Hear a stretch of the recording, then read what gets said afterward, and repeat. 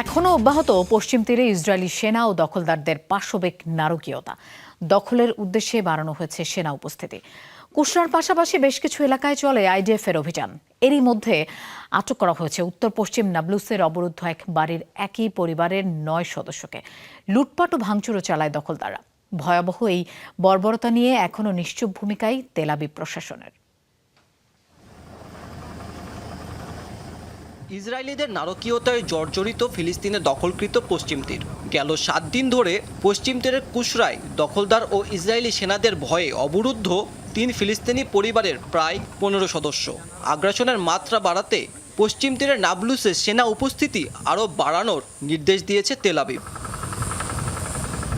ফিলিস্তিনের রাষ্ট্রীয় সংবাদ সংস্থা ওয়াফার তথ্য মতে কুশরার পর এবার নাবলুসের উত্তর পশ্চিমের বেইত ইরাম গ্রামে হামলার পর এক বাড়িতে অবরুদ্ধ একই পরিবারের 9 সদস্যকে আটক করেছে আইডিএফ। একটানা 3 ঘন্টারও বেশি সময় ধরে বাড়িটিকে ঘিরে রাখে দখলদাররা। চালানো হয় লুটপাট ও ভাঙচুর। পশ্চিম তীরে হামলার পরিধি বাড়ানোর টার্গেটে বেথেলহেমের বেশ কয়েকটি এলাকায় অভিযান চালায় আইডিএফ। লুদ শহরে উচ্ছেদের নির্দেশ দেওয়া হয়েছে 70টিরও বেশি ফিলিস্তিনি পরিবারকে। জবাবে কয়েক প্রজন্ম ধরে বাস করা নিজেদের ঠিকানা ছেড়ে দিতে অস্বীকৃতি জানিয়েছে ওই ফিলিস্তিনিরা।